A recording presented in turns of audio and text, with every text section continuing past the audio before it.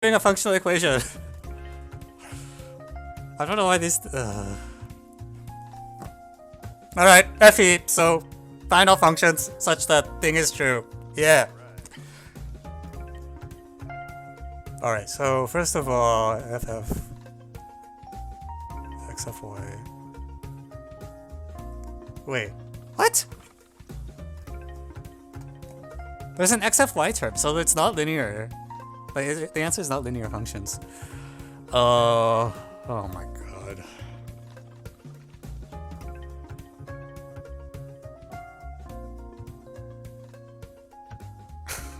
I don't want to do this. Okay. Alright, we're just gonna... I'm gonna plug some random stuff in first because I don't even know what the solution set is and I don't want to agonize too much. I want to have a foothold that I can... So FFY... So if I let x equals fy, then the follower identity is true, which strongly suggests the answer is like of the form f of something is it like square plus 1 or plus 1 and square? I can't tell.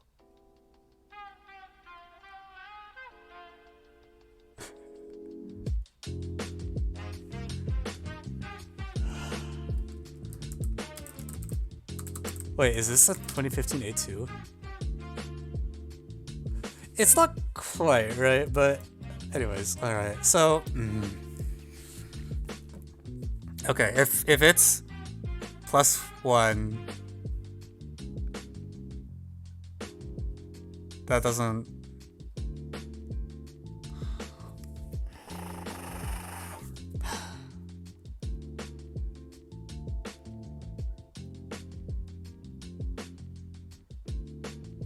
Wait, the coefficients don't even look right. No, it's not like a square. It's like...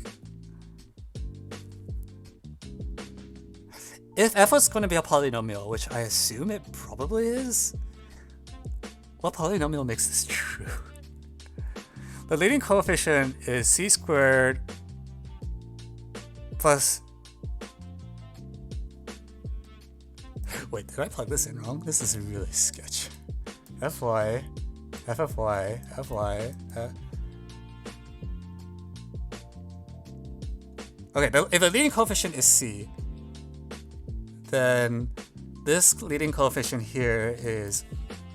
Oh my god, I hate this. If you want to figure out how to make viewers think that Math Olympiads is boring, just give them a functional equation. Which is literally, there was a year where like number 1 was an FE and I forget what, it was either Mind Your Decisions or something else, like, where it's like, this is what Math Olympiads are like, and I'm like, why did you pick this problem? Of all the problems you could have picked, why did you pick the most boring functional equation I've ever seen? But here we are. Like, not all of them are bad, but like, that particular one was just like, it was 2019 one, which is literally like, why? Like, most of your viewers can't even understand what the problem is saying anyways. Okay, sorry, that's the another round. So c to the n plus 1, so n is 2, and c squared is supposed to be equal to c cubed. So, no. It's c squared, c to the n plus 1 times 2 plus c squared is equal to 0. Where n is 2, so c... So I need like c is minus 2? Oh my god, I don't like where this is going at all.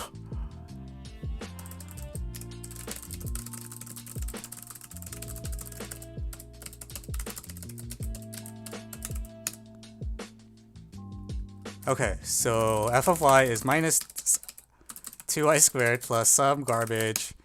Alright, what is the constant term supposed to be? I don't want to know. F of 0 squared.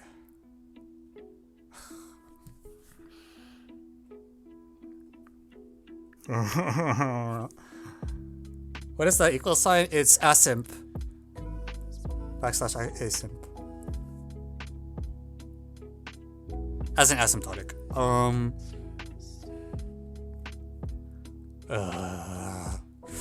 Alright. Meat grinder. Meat grinder. if f of y was equal to minus 2y squared plus kx plus l, then we want l to equal oh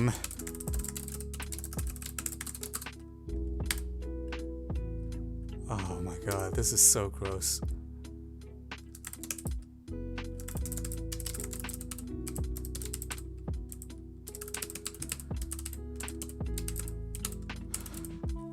Is there like not a way I can figure out what... Let's do the zero term first, okay? L is supposed to be L squared plus 2 f of L, which is like minus 2L squared plus KL minus 1, which is, I guess, a thing that can happen. And then something else is something... Oh my lord. Can someone just guess the pair K comma L? Because I really don't want to do this.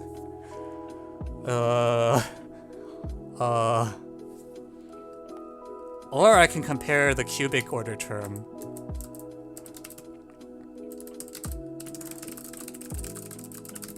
The cubic term is,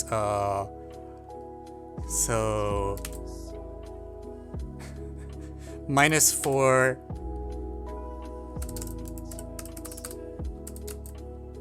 K plus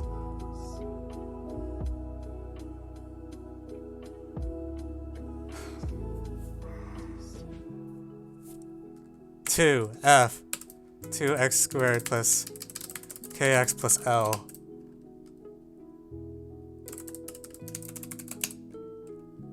Is 98.6 a more? Probably, but the viewer...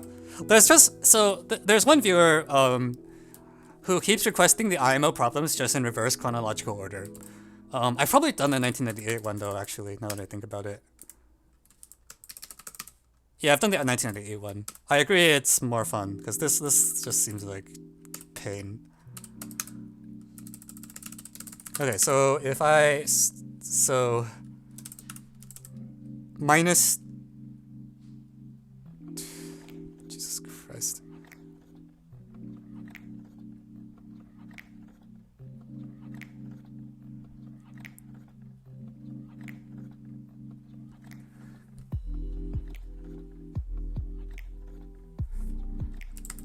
Wait, I think it just... Wait, I can't tell.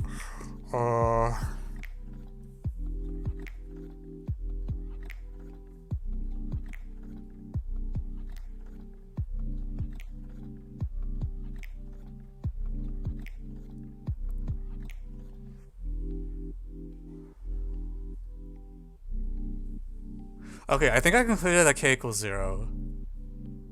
Which makes it a lot easier to find L.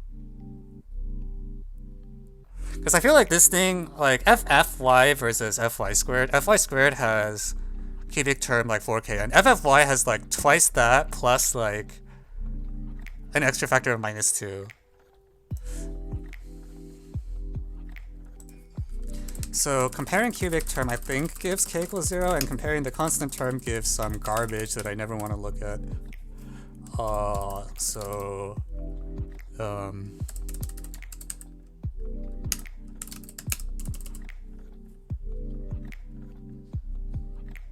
Okay, someone tell me what the solution to this is. This implies 3L squared minus L plus 1 equals 0. Does that even have a solution? That is a negative discriminant, right? So I probably screwed up.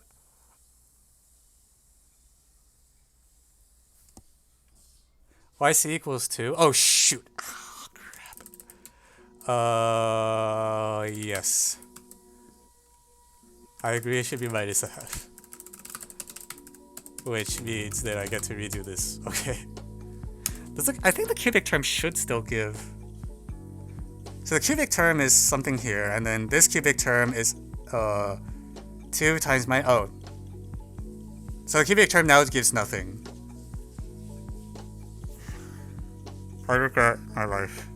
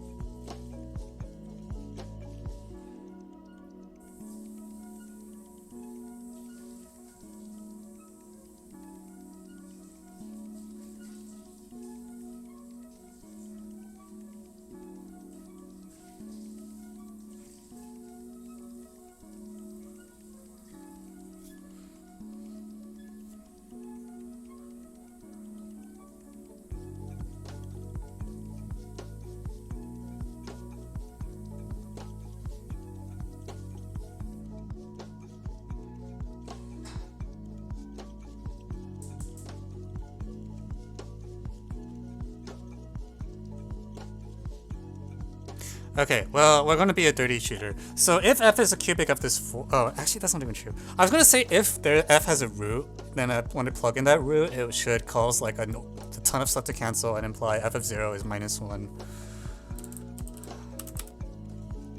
Okay, you know what? I'm going to postpone this calculation because I really don't want to do it. This is just pain. So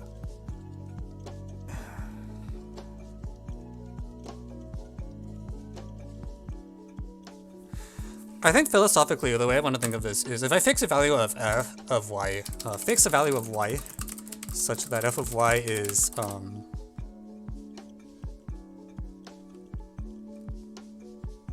something. I don't care what it is. Then what it says is like f of x minus, I should use a different letter, r. F of x minus r is f some like x times some constant, namely r, plus f of x minus some constant. So this is why we think that it's probably almost certainly quadratic, because this is true. And in fact, this will imply that on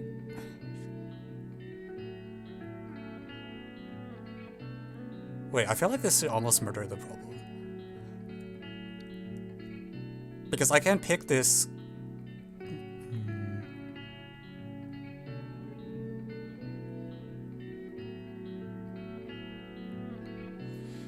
So f is quadratic on multiples of r, is what we learned.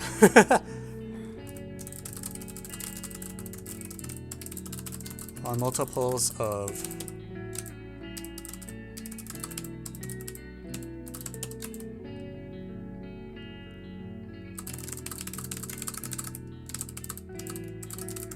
other than 0, I guess.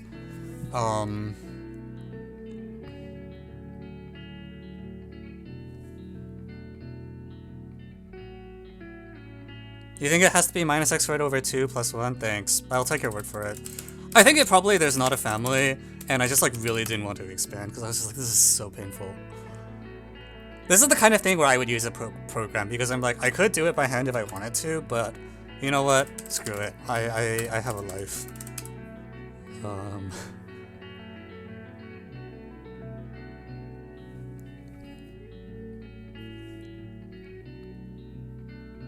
Wait, when you say it has to be 1 minus x squared over 2, do you mean like unconditionally or assuming it's a polynomial?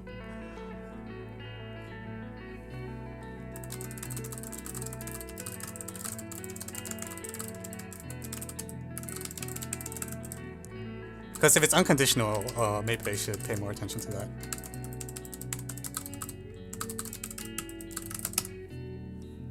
Okay, cool. So we're gonna, cool. So this is a relation we have, and we also know f is quadratic on multiples of anything in the image. So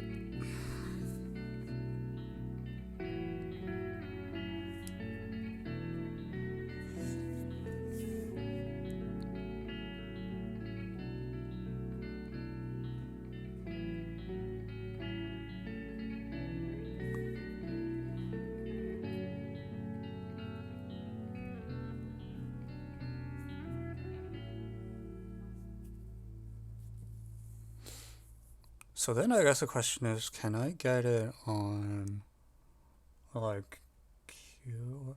What is the shape of the argument I want? So this is not a fully wrapped functional equation because there's an x on the outside.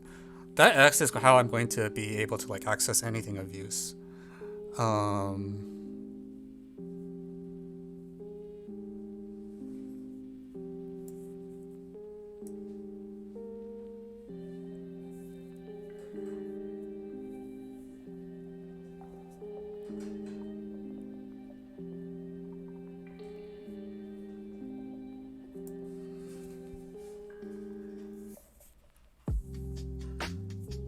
So it comes down to I need to be able to control what f of y is. Dude, is anything here I have output that? What outputs can I control?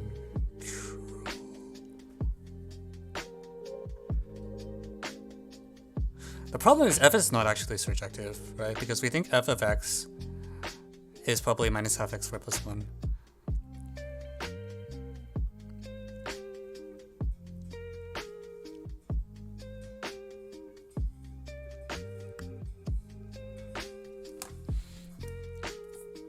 Why did I ask you to do this? I don't know.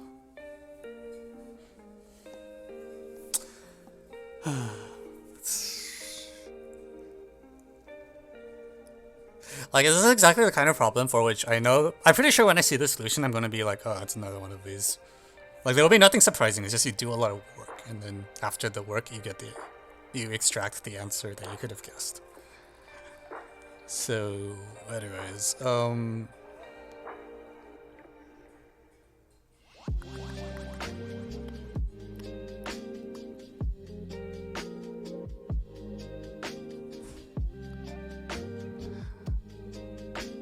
what if I let x equals 2fy? So that'll get rid of that really annoying cross term with the 2fy squared plus f of y minus 1 equals 0. Oh hey, that's very funny. That's almost the same relation as before, right? Wait a minute. What?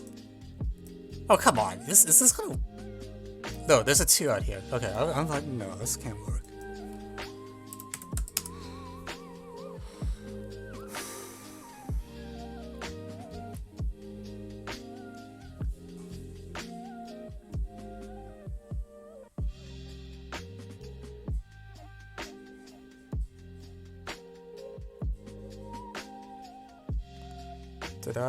This is not f of y squared, right? This should be f of y outer square.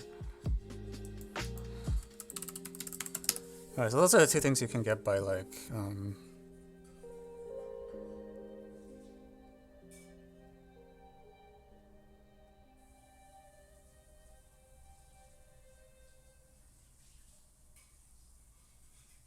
So I want a relation between, like, the doubled f somehow.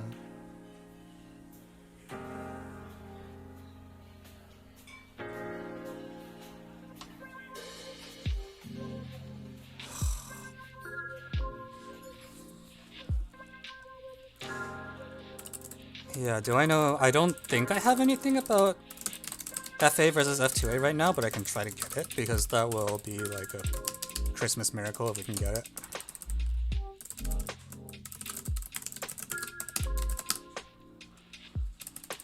I'm gonna comment this.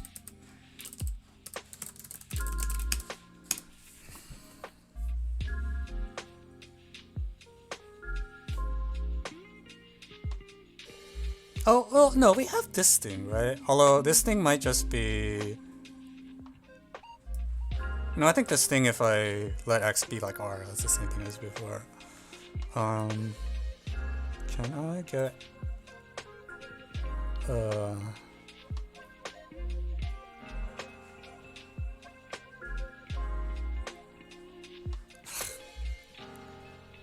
You know it for a equals fy.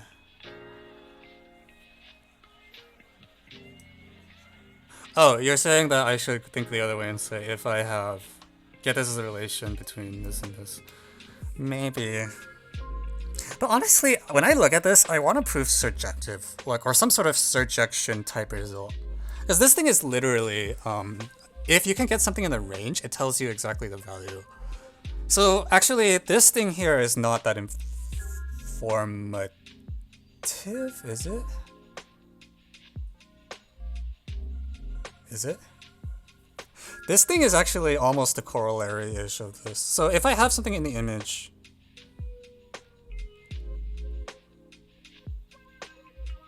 Oh, hang on, okay. So here's what we're going to say.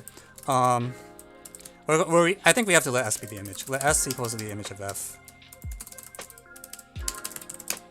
Or range, or whatever you want to call it. I think image is more clear because range is sometimes means codomain. So, now we know two facts. So, one is that for S in the image, we have f of S is equal to minus half s squared plus some constant, which is probably 1. I think if you put these, okay, fine. I'll write it as it is. f0 plus 1 over 2. And also for s and s, we have f of 2s is equal to 1 plus 1 minus 2s squared plus 1. And finally, we have for s and s, if I just pick y to be, or the original equation says that f of x minus s is equal to minus half s squared plus half, we're just gonna call this c, okay? This constant is stupid.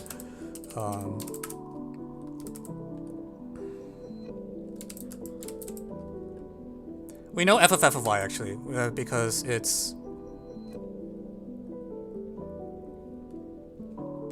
oh my god, it's whatever it is, right?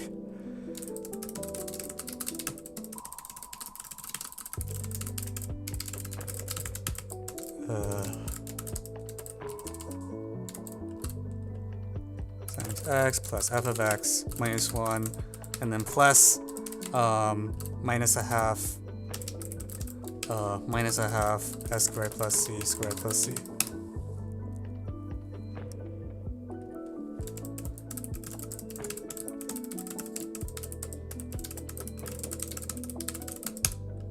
Which we should probably clean up a little bit, I guess, because this is freaking mess.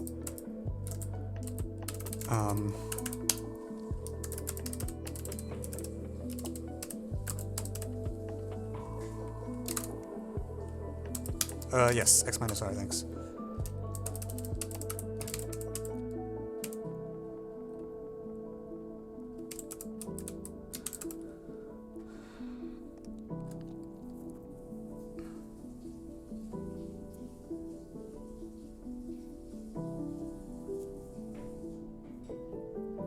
It would be really nice if we could somehow get c equals 1. I don't know if we can, though. Not from what's written here.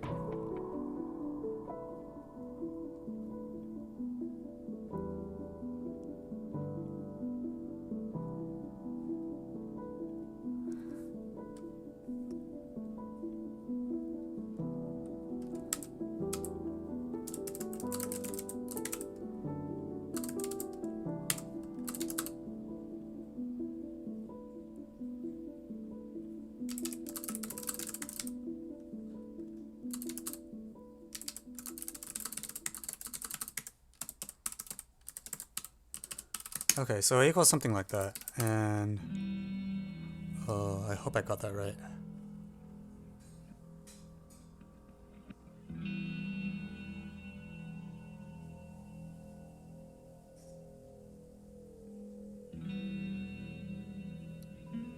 No, that's definitely a platinum center. Thank you, Sankaria, for the follow. Sorry we're doing like the most boring problem when you came in. Or at least I think this problem's probably going to just be like blah, blah, blah, blah.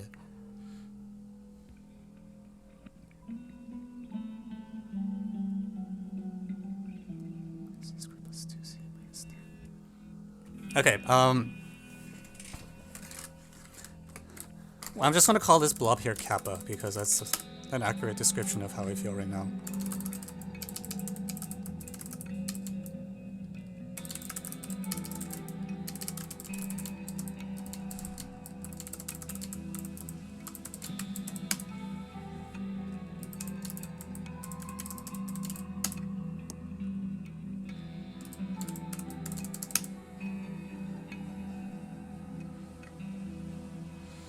Okay, so this is what we're at. We can compute f on s and 2s. Which by induction means we should be able to compute f on n times s, right? So we have... Jesus Christ, what is this? Why is this so messy?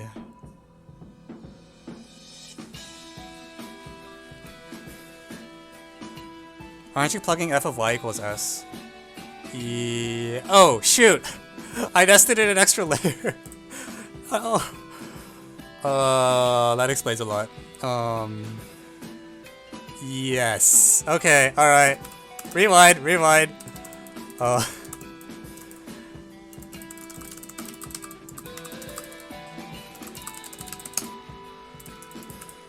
Oops.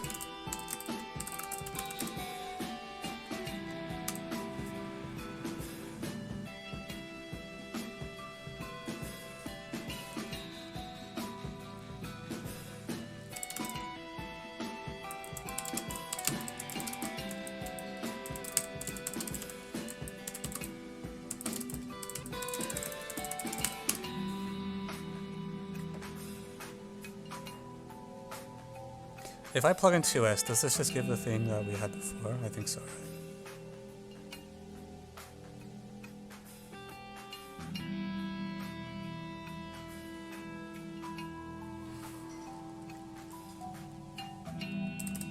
What am I gonna call this 1 plus c, alright? I want to shift c by 1, so there's no c minus 1 here.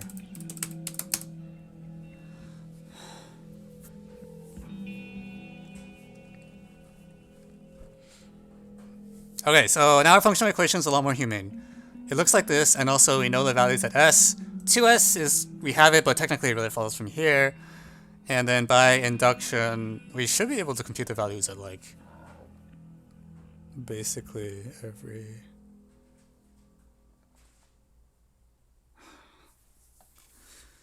So what does that do for me?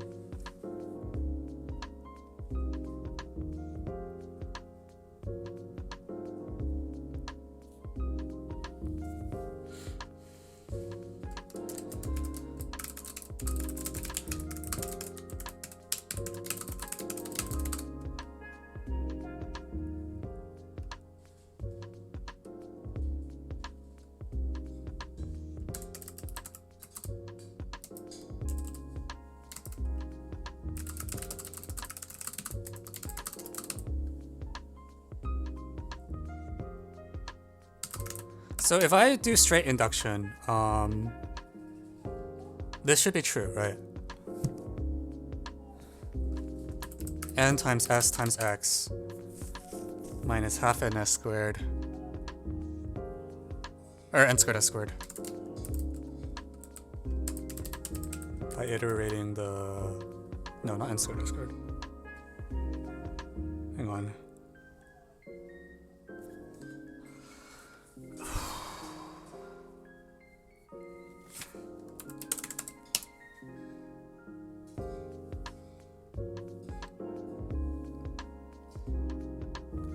S and S implies...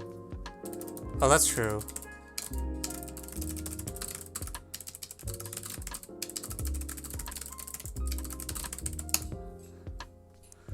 Don't you get arithmetic sum? I mean, the way I'm getting this one is I'm just imagining you replace S with NS because ostensibly it should be this... It should just look like that. And then this should, I should just go by induction. So what does that mean? That means if I have some x value that achieves s, and then I translate it a bunch, I can...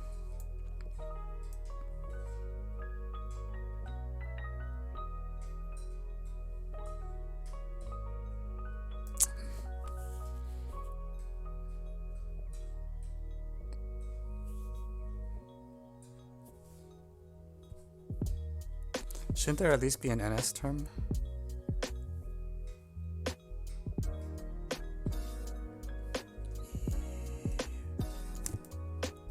And NC. You can't do that because X changes, right? Oh, yeah, it should be NC.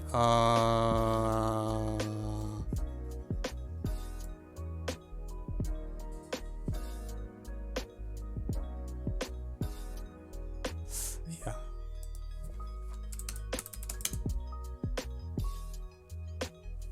Oh, does it change? Am I a crazy person? I guess it's just like, how could this not be the thing that comes out when you do induction?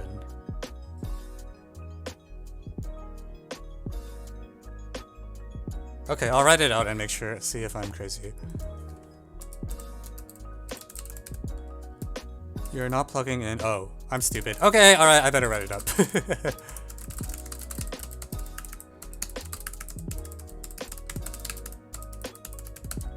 Okay, so x minus s. Alright.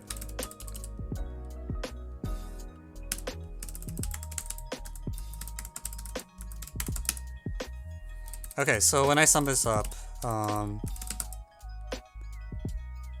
so n times sx minus 1/2 ns squared, and then some quadratic thing in s, which is like s choose 2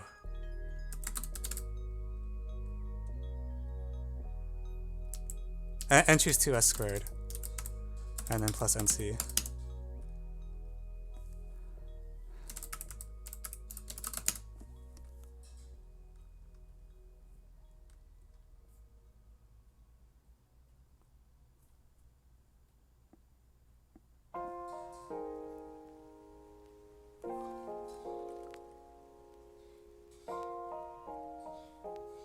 It does work out that way?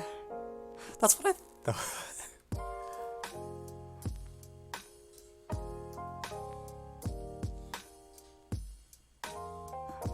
Help. What did I have before? I already forgot. Okay, whatever. At least this is a correct derivation. So, this is, without waving hands, this is what you get. And I forgot what I got before, but it better, if it's not equal to this, it's wrong, and if it's equal to this, then go me. Is this homework, teacher? Is it homework? No. If someone gives you this problem for homework, then you might consider dropping the class. Isn't it minus 1/2 ns squared? Yes, minus, yes.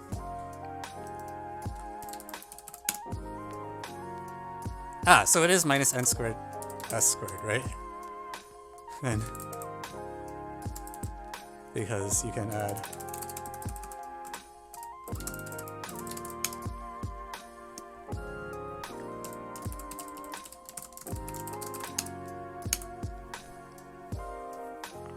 okay, I think that's actually what I wrote before, but anyways, moving on. Alright.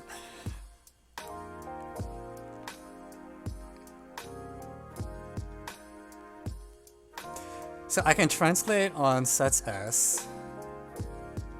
Can I get any statement of the shape, like, if S and S and T and S, then like there's some or something of that shape is an S?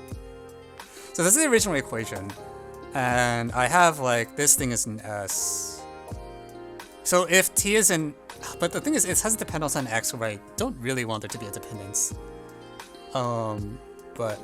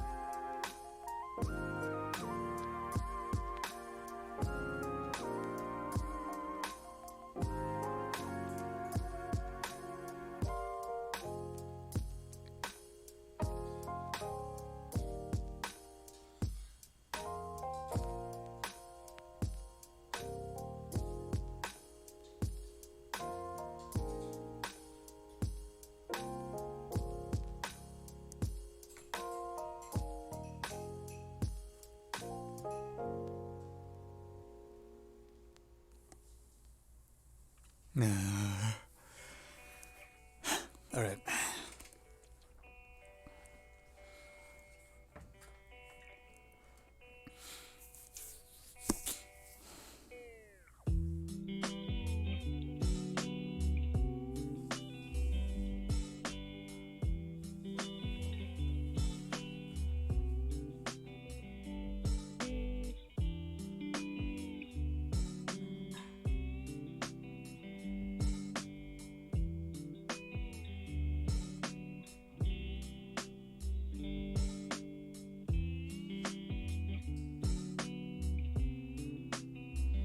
times s.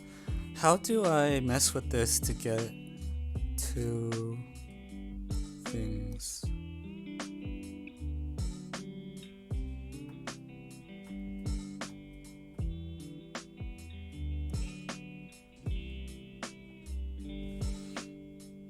Yeah, I should hold for negative n, yeah. Bye.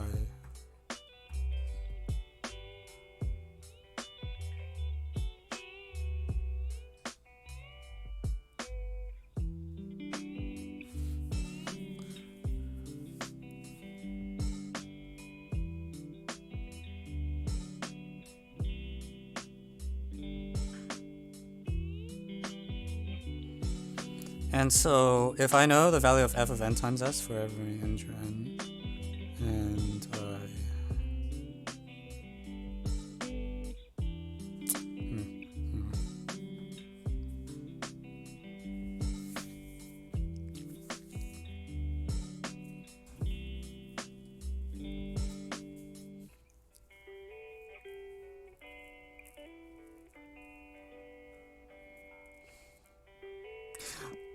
I have a temptation to say, like, suppose f of x equals t, and then, like,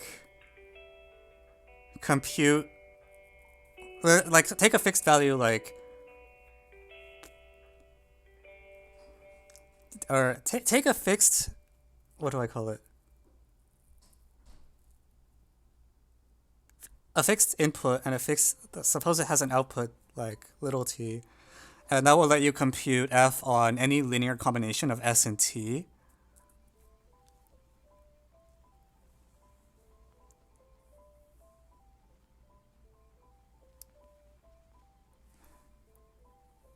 Cyanide for dinner, what's up? Hi. Someone told me to do this problem. I don't know why, but now we're doing it, and I'm regretting my life decisions. That's about it. Alright, I'm just gonna...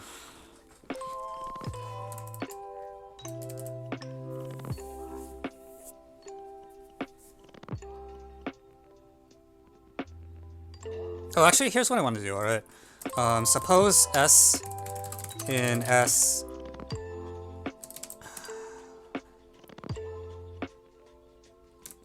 and t in t. What we're going to do is we're going to compute f of x plus s plus t, or f of x minus s minus t in two different ways. And on the one hand, it's equal to f of x minus s minus f of t, which is known. Sorry.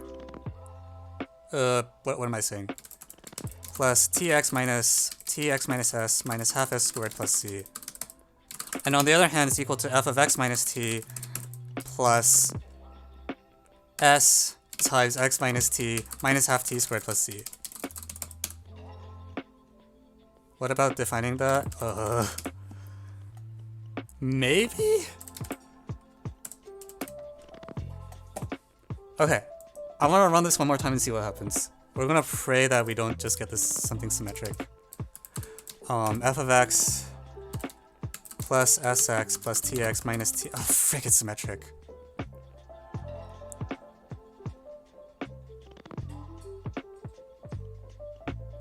Are you kidding me?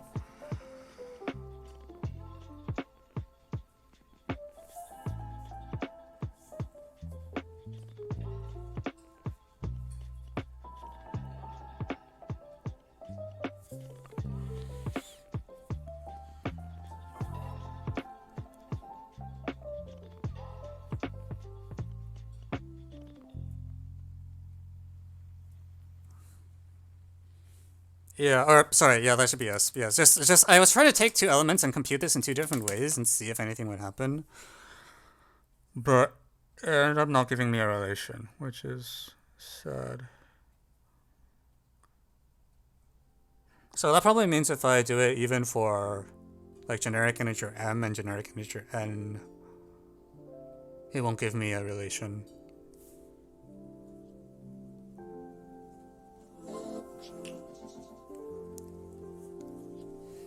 Okay, I mean...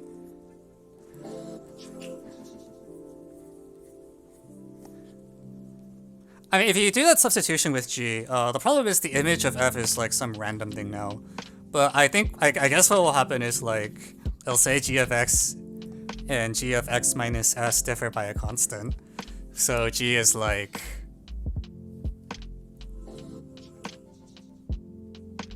Actually, that's not terrible. G is periodic.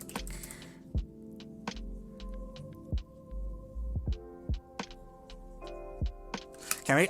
G is periodic. Wait, this is so weird. Oh no, this is weird.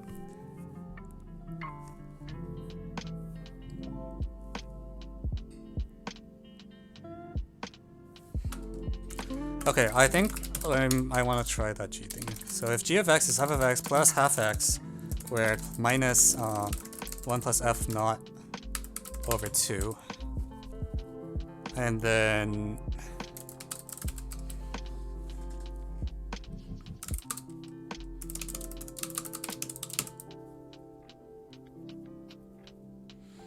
it's a constant coefficient I'm worried about.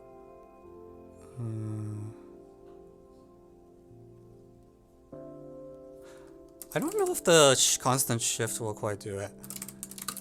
I think it just reads like this. So the function g is periodic-ish up to a linear shift.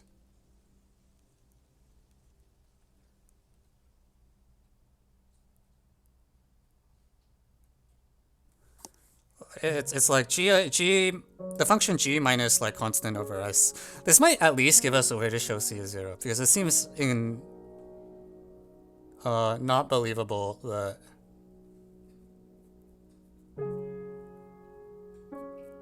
you could have a function that's periodic with 2 different periods and the growth rates are different.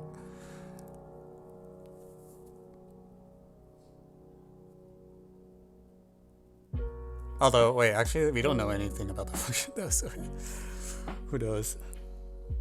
How about you divide both sides by n's and to make it limit to 0? The problem is you don't know f is differentiable or even continuous, so you're not allowed to take a derivative. Or a limit.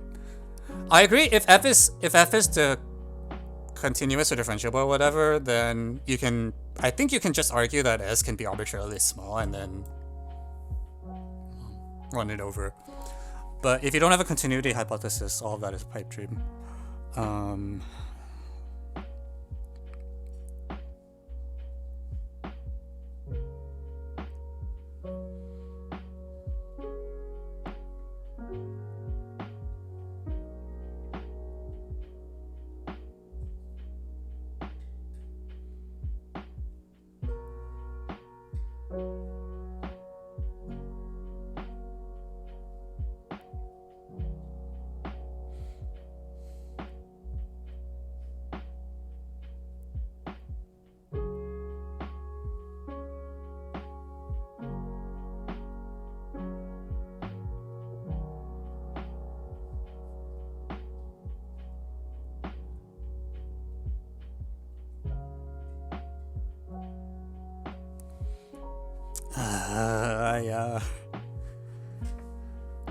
Can I at least show c equals 0? So that's all I want in life. So basically the problem comes down to this. We need to have enough values in S. Like you don't want S to be a small set. And the only place where we can get values like that, well, there's 2 things that could happen. One is that we try to use inequalities of some sort, which I'm reluctant to do because we don't really have any sort of non-negativity. And the other is that you need to use this x like heck. Like this value of x is what's going to make things in the domain. The problem is that it's like differences. So maybe what I should say is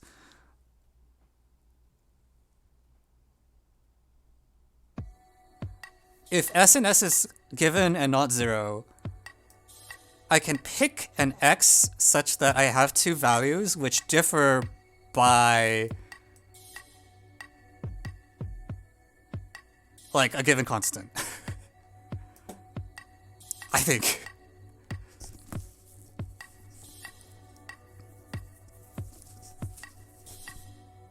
Maybe? So Suppose I can find u and v such that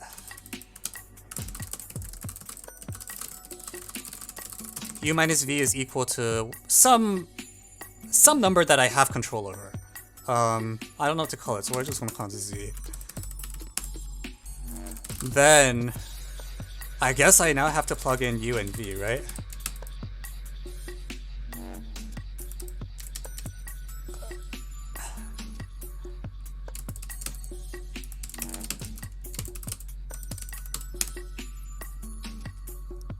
So, alright. F of x plus v minus f of x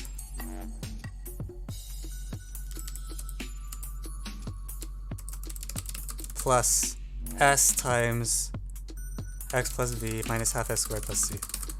And then I run the reverse relation. F of x plus v is some... Jesus, I hate this.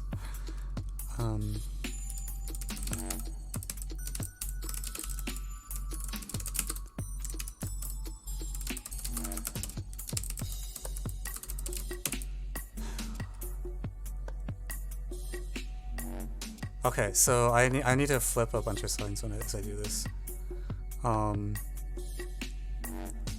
F of x plus v should be equal to... oh wait, no, I have the induction result. Okay, so when I plug in -1, I get minus vx minus half s squared minus c.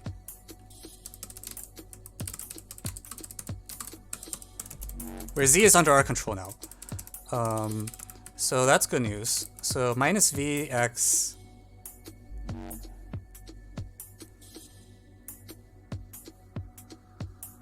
wait, sorry, there's no s. These should be u's. This is u.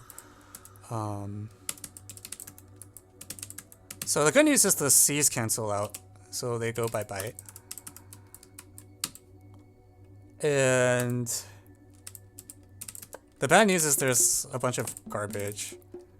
But I guess it's a constant, right? Is the point? No, it's not constant. There's an x term, and that x term has coefficient z. So this is like...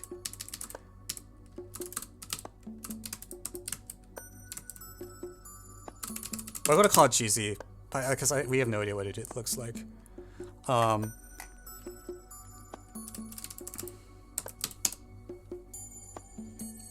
That is solving this problem. So, I don't know if that's a serious question or a joke question, but if you want a serious answer, I think most functional equations are written by just like taking a true identity and putting some f's on it until you get a good problem. Or by good, I mean like not terrible. I have it on a lot of people's word that this is how a lot of functional equations are made.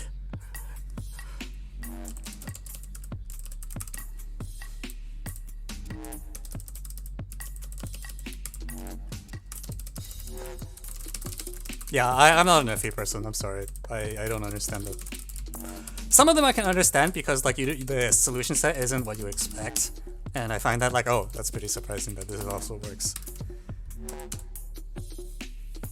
I seriously, yeah, it's basically people stick f's on equations and then try to solve it. It's like, the reason they're actually so popular is because they're actually the easiest kind of problem to create, to like mass produce. You just like stick some f's on some true identity and just run with it.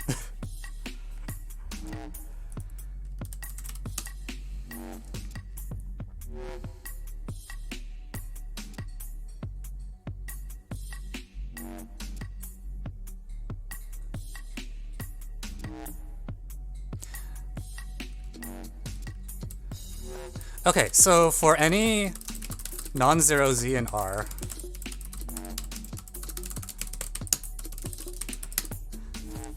here's what's going on. For any non-zero z in real, we can find x such that, so a fixed and non-zero element of s which exists.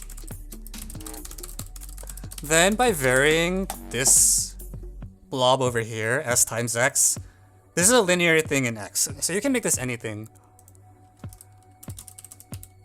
then you can find x such that Sx, we'll call this fixed element S naught just to emphasize that it doesn't vary. And I can find something such that this thing is equal to x. This means there are u and v such that u minus v is z and u, v, and r.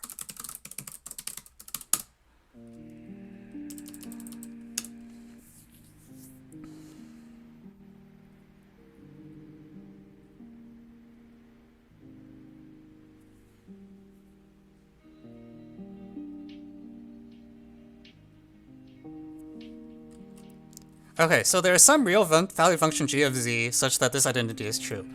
And also if z equals 0, we can just vacuously assume we may, by setting g, we may as well allow z equals 0 as well. And now we have a new functional equation. F of x minus z minus f of x equals zx plus gz.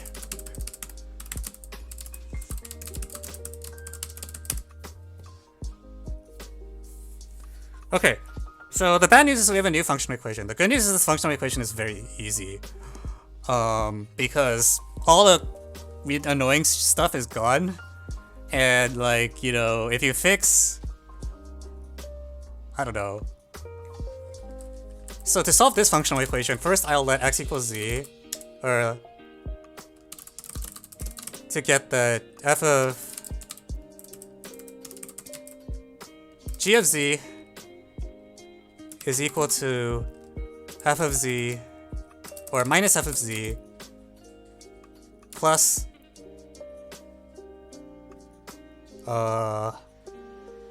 minus z squared plus f0. So now we have a new functional equation that says f of z plus z squared plus f of x minus z. Why does this not look right at all?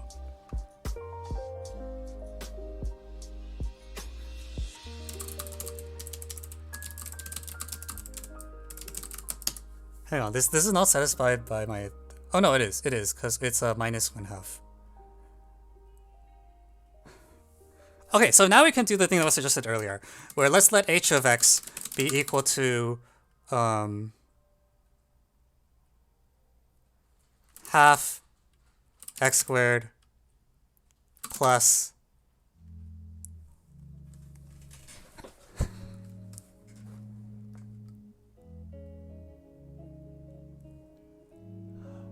f of x.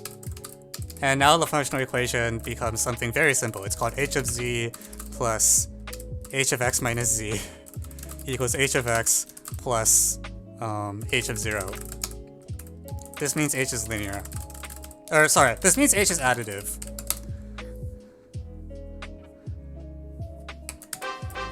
Alright, so now the function is additive, which is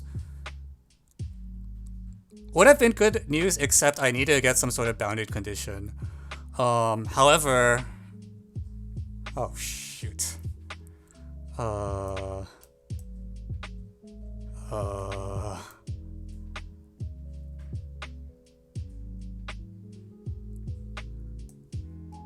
Okay, so we blew the big part apart, and so this is our functional equation for S and S.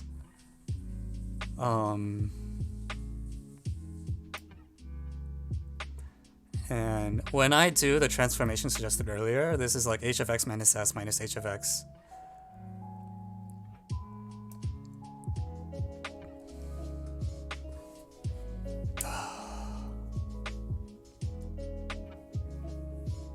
What a mess. Alright, let's just roll it over. Now that it's additive, I feel like we should just be able to run the problem over, because we have the right substitution and the right and additive, and so all I need is some sort of inequality constraint to prevent a bad Cauchy-like solution, and I should have that. So up until now, for S and S,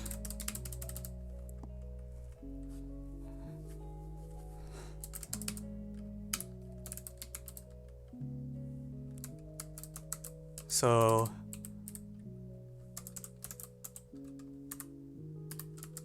this is our basic facts. Blah, blah, blah. I don't care about this. And then, but we're going to rewrite this in terms of our, so again, let s equals image f, and h is half x squared plus f of x. So our functional equation now says, for s and s, you have, all this crud goes away.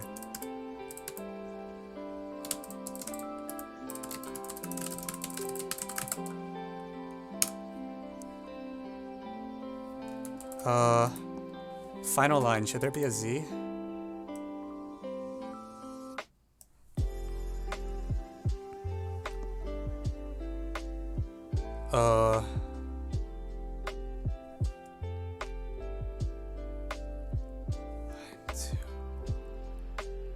Oh, yeah, that should be z, correct. Good eyes.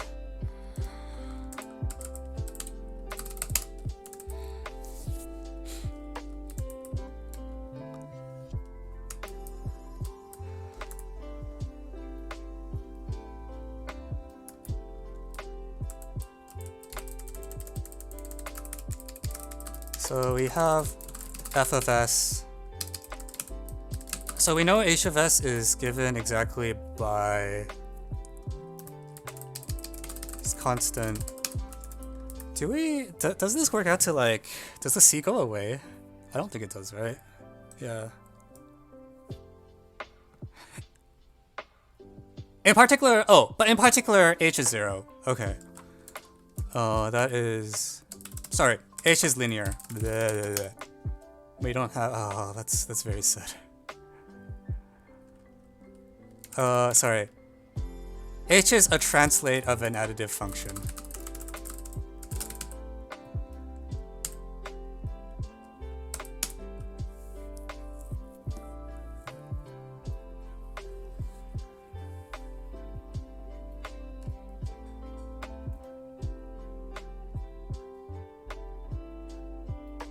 I don't think we get any more information.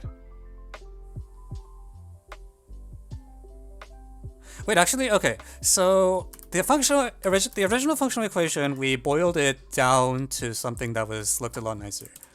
It's like, oh, now I'm worried. That means I need an inequality. So the original functional equation became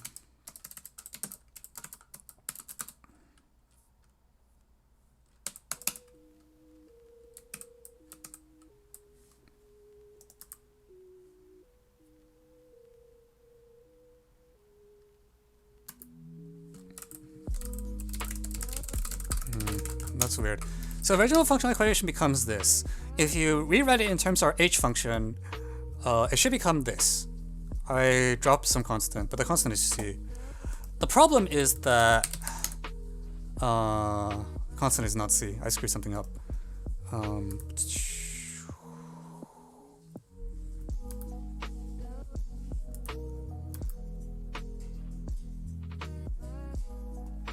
The problem is that this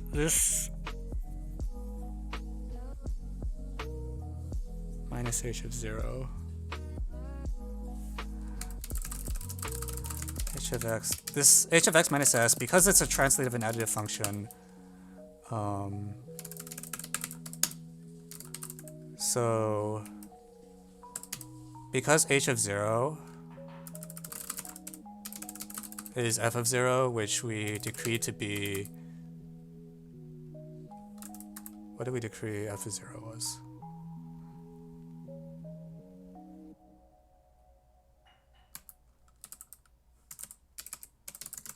This constant is the most annoying thing ever. I just have to carry it around everywhere.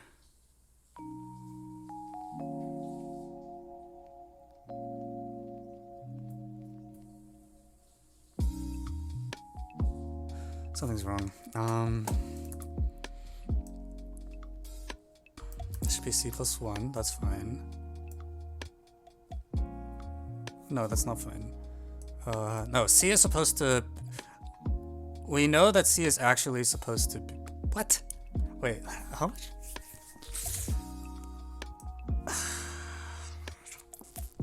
Ah!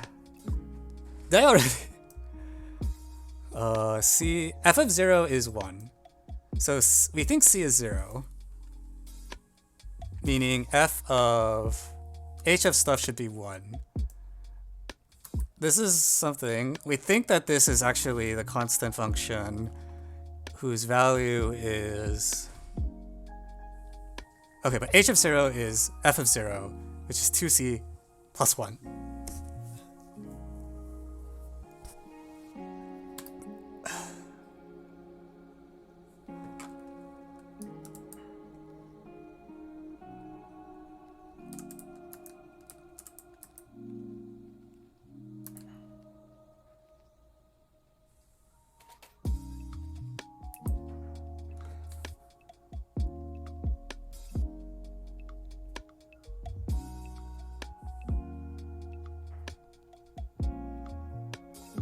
I must be crazy.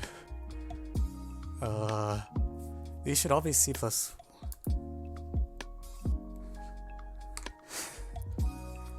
Constants.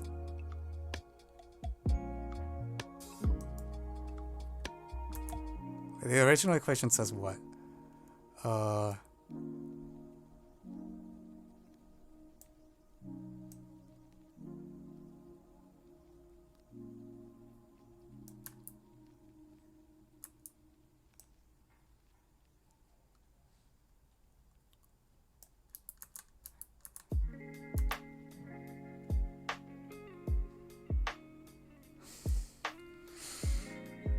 We think that h is a constant function, so this equation is just nonsensical. There's no way that's correct. Well, actually, no, we think it's correct because c equals 0. Problem is, we want h to be the constant function 1. This is also true.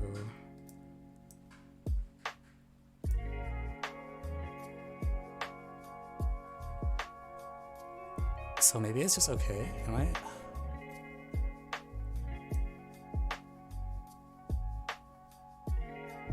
Oh, okay, yeah. No, nothing broke, I think. So, no new information is what we learned.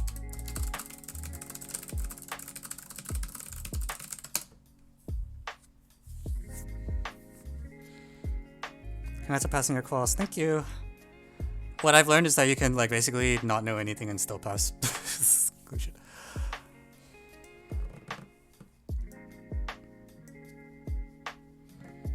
Okay, so h is a translative and additive function. And all we know about it is that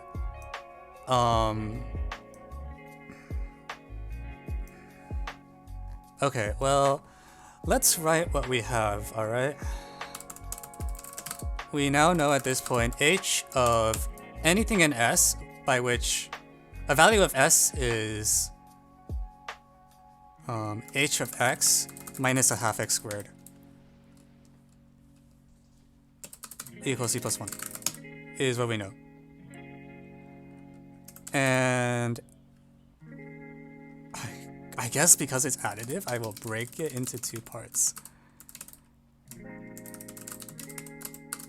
So the reason we don't really believe that it should be... So, okay. H is an additive function satisfying...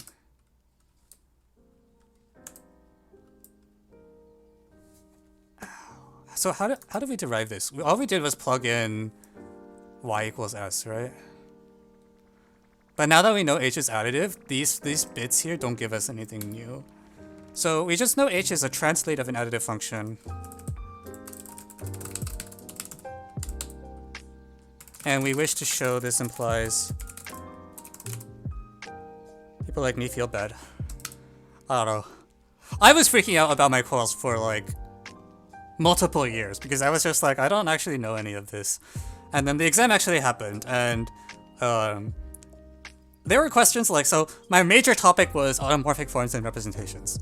If you don't know what that means, don't find out. And like literally, like one of the exam questions was like define an automorphic representation, and I like couldn't get the definition right. Or like maybe I should like know the definition of the thing that is my major topic. And yeah, the rest of the clause was also similarly messy.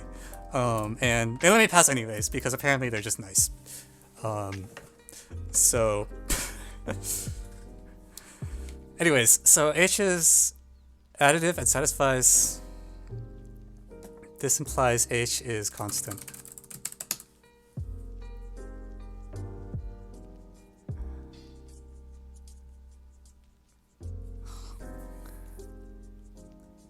There's really no more data to get from the original functional, right? Because we have an additive thing, so this fx and ffy break apart.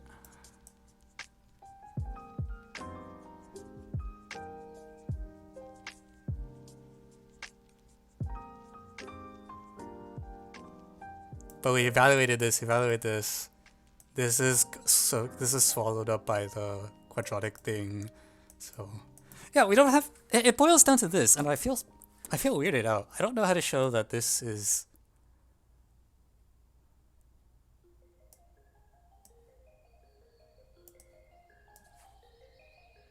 Is it even true that this is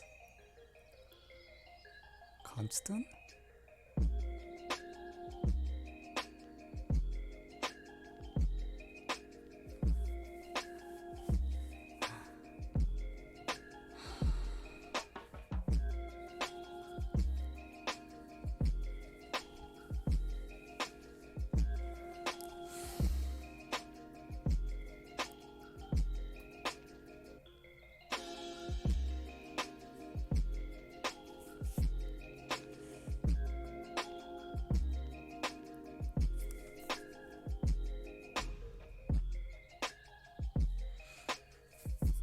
Wait, what is going on?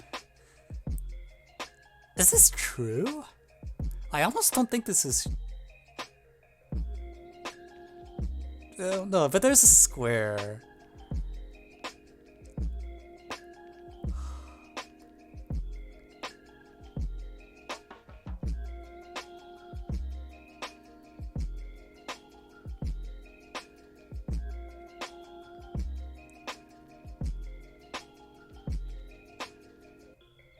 This is so weird.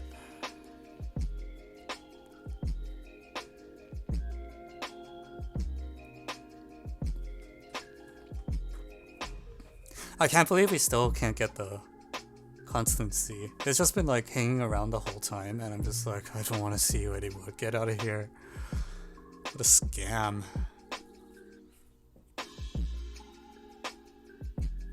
I hate this. What is going on?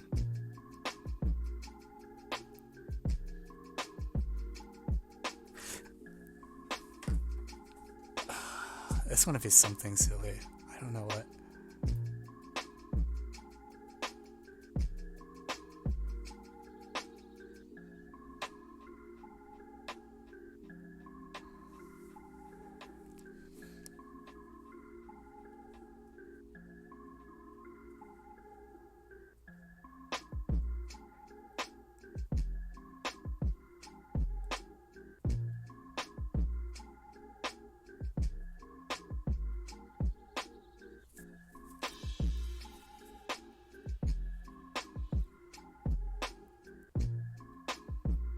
Oh, I also forgot the translation factor for like the billionth time. H of 0 is 2c plus 1. But, Jesus, what am I supposed to do? Like, even if I knew the value of c, how do I show a function that satisfies this and is additive? Like, even if I knew the translation and that c was 0 somehow by black magic.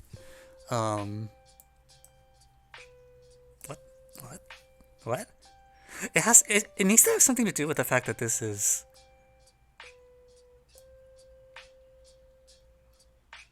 I think I'm being scammed.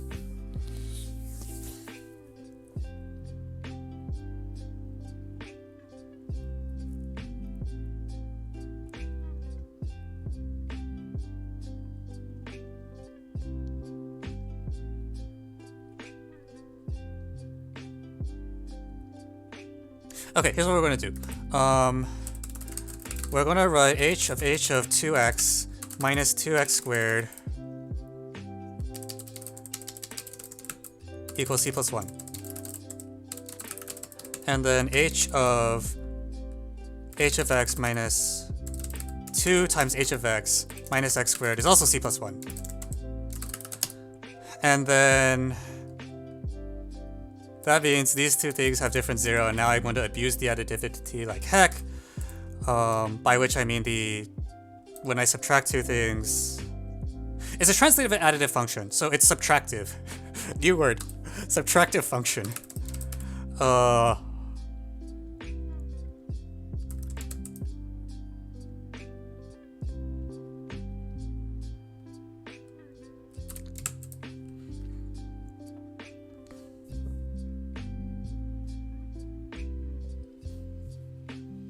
No, I can't. How does it go?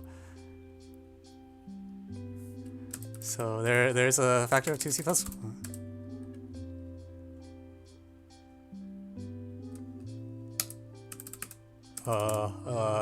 Shoot. Boss. You know, I should write what the condition is, alright?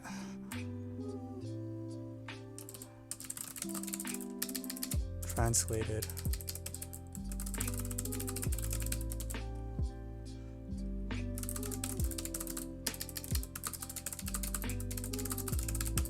H0 is 2c plus 1.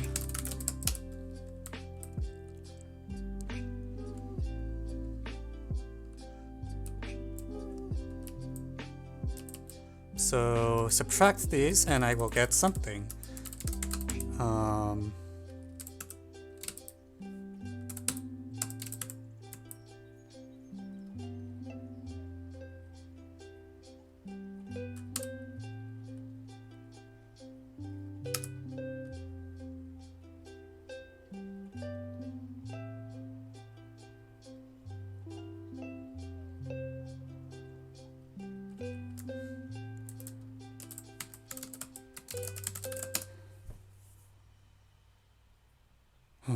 What a mess.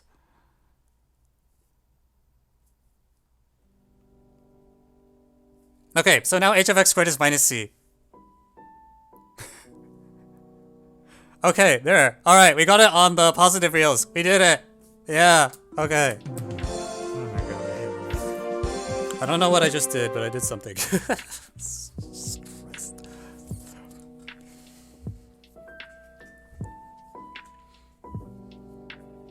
That's one for the Raptor unit. So, okay, I have to grudgingly admit that if I was a high school student, doing this problem probably would have increased my skill at functional equations. However, I'm not a high school student, so I'm just going to complain loudly about the fact that this problem exists. Also, I put it at like 50% chance that during the write-up I realized I messed something up.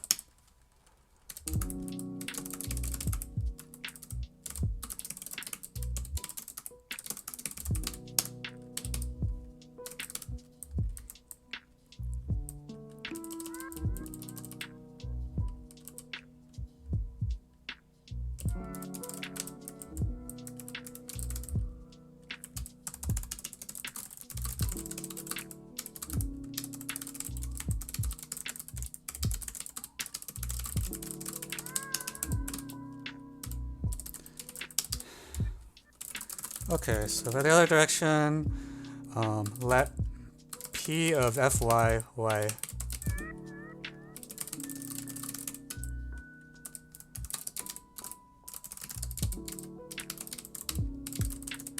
we introduce the notation C is equal to F0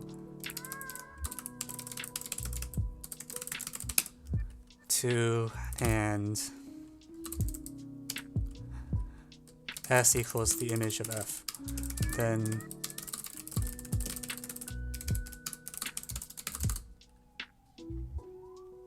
F of S equals minus half S squared plus C plus 1. Is that a notation I used? I don't even know. No, I use F of 0 minus 1 over 2. the wiki solution is a dead fortune page. You can link it to my YouTube then.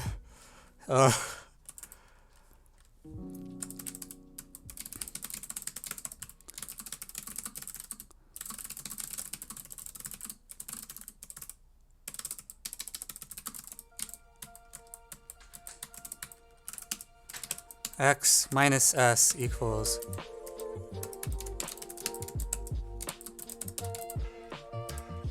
minus half S squared plus C.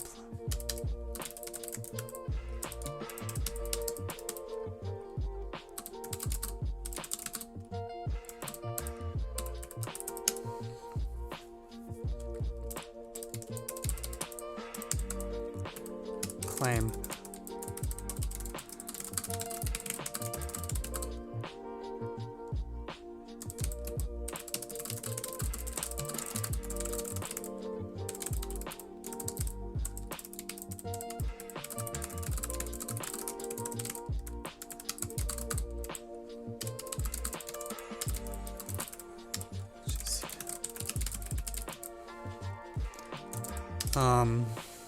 All right.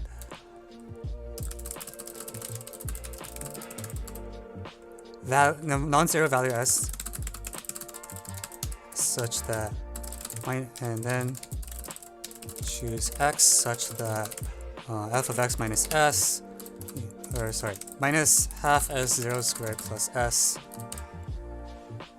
X minus C equals Z. Then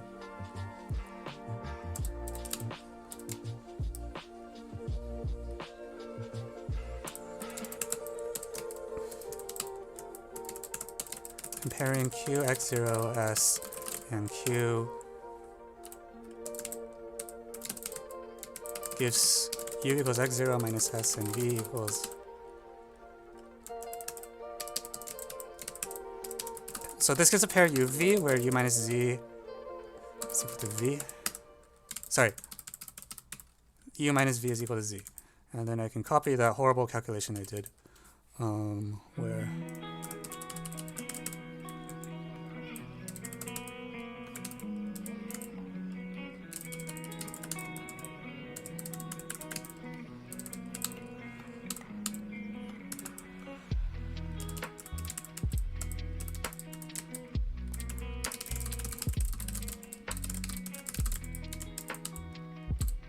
X plus V, U, and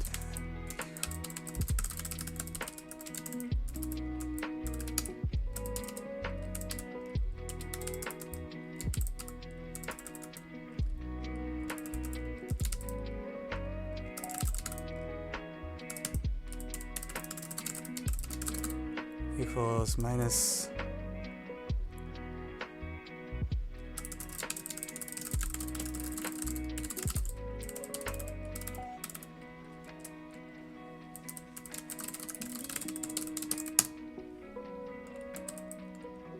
okay, so this is actually the main claim. The main crowbar is you want to, because you can't control the X directly, what you do is you pick a single S0 and then force the difference to be Z and then compare these two.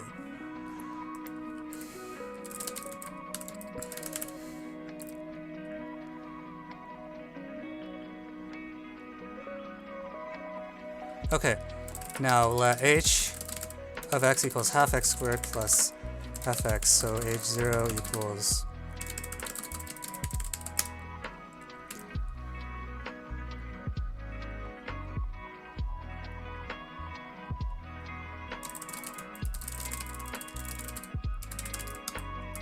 so H of X minus Z is equal to H of X plus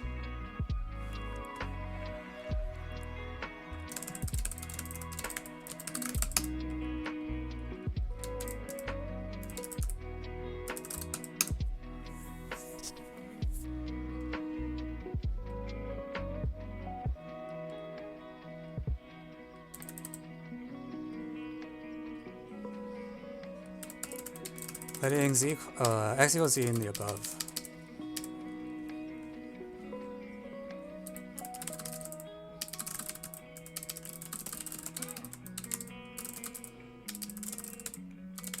So g of z is f of 0 plus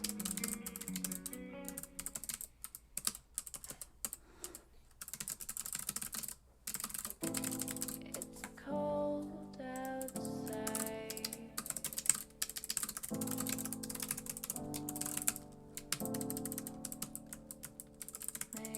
Maybe someday you'll realize.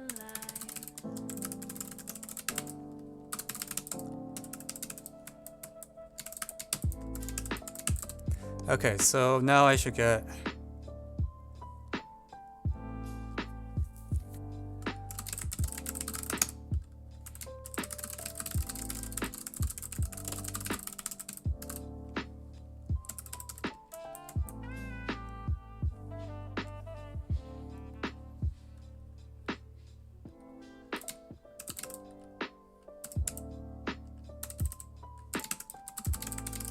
okay, we're just gonna translate everything down. So h of 0 equals 0.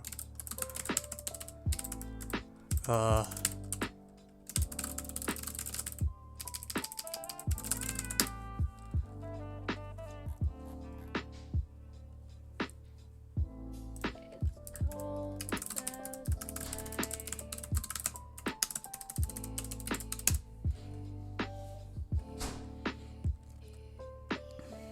Maybe someday you'll realize.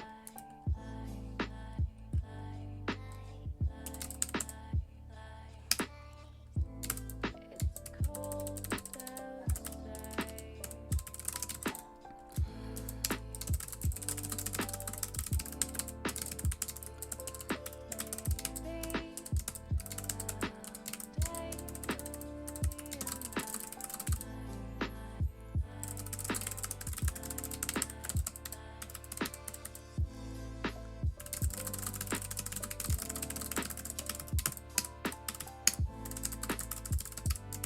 Okay, so h is additive, beautiful. Thank you, WoodcraftX, for the follow. Welcome to the. Is this the only Math Olympiad stream? I actually don't know. It's not a very good spectator sport, honestly. But give the people what they want. All right, so.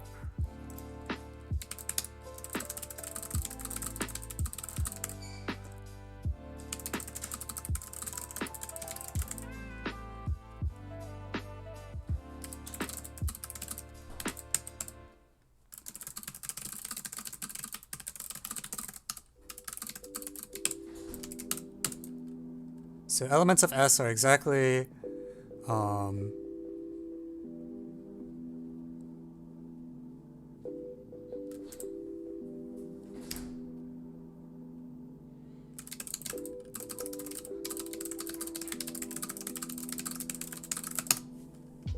this thing. Only with the regular scene straight. Okay, that's good to know.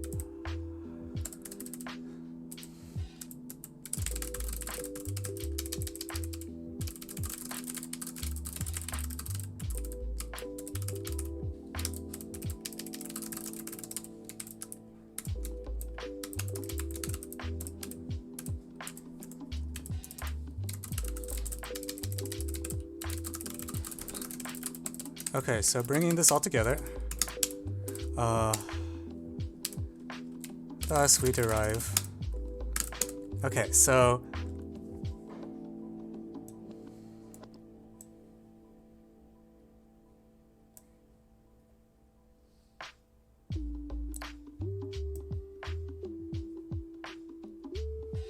minus C.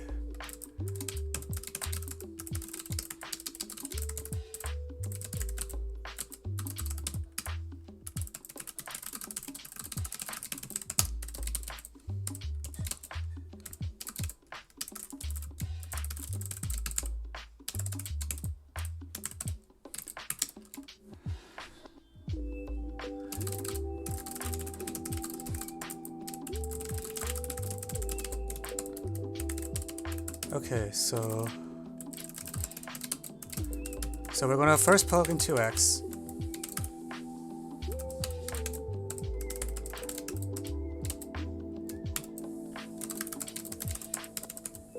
And the other is we're going to just multiply by x. Let's see.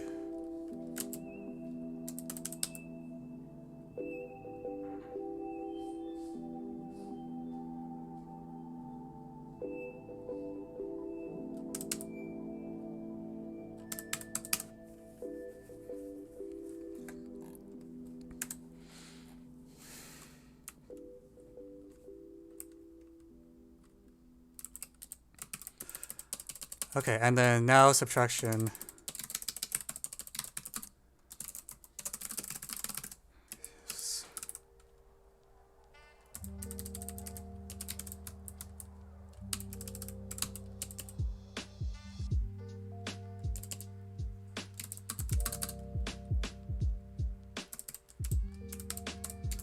Alright, so what I've learned is that if I'm going to make a new function, I should always make it h0 equals 0, so I don't have to do that stupid juggling thing I had to do earlier with like floating constants everywhere that I couldn't keep track of. But anyways, h is equal to minus x squared minus 2c plus 1.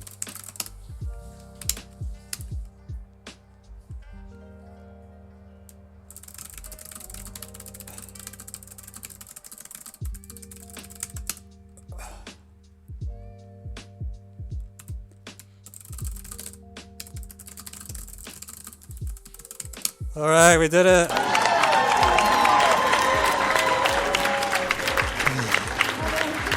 It's struggle.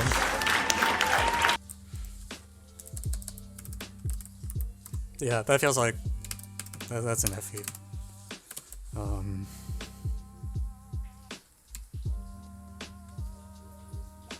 Half fully wrapped.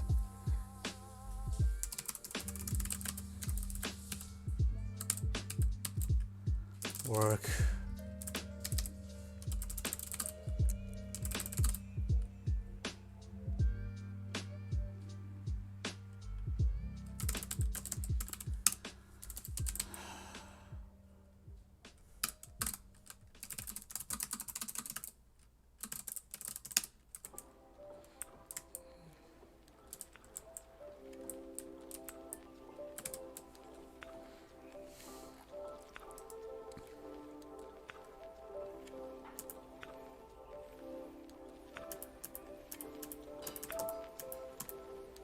Wow, some of these are so short. What did I miss?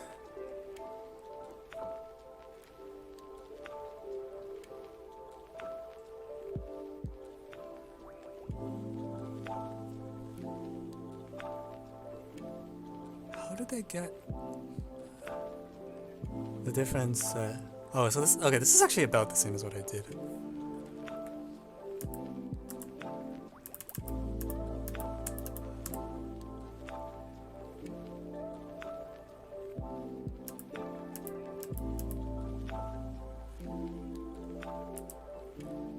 Wow, these are so much shorter than, oh, whatever. This solution didn't have a trick, I think. It's just, it's why I like don't like functional equations, because there's nothing special here. Right, it's just, you do the things that you sort of expect, and grind it for a while, and then eventually it works out. And you know, maybe you get better at doing technical manipulations over time, but I don't know.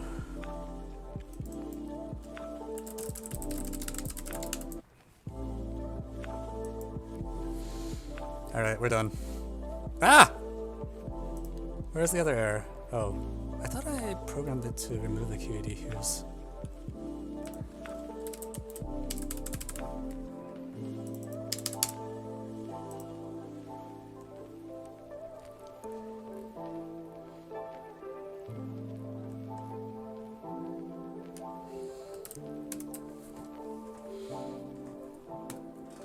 Alright. 3 problems. Cool.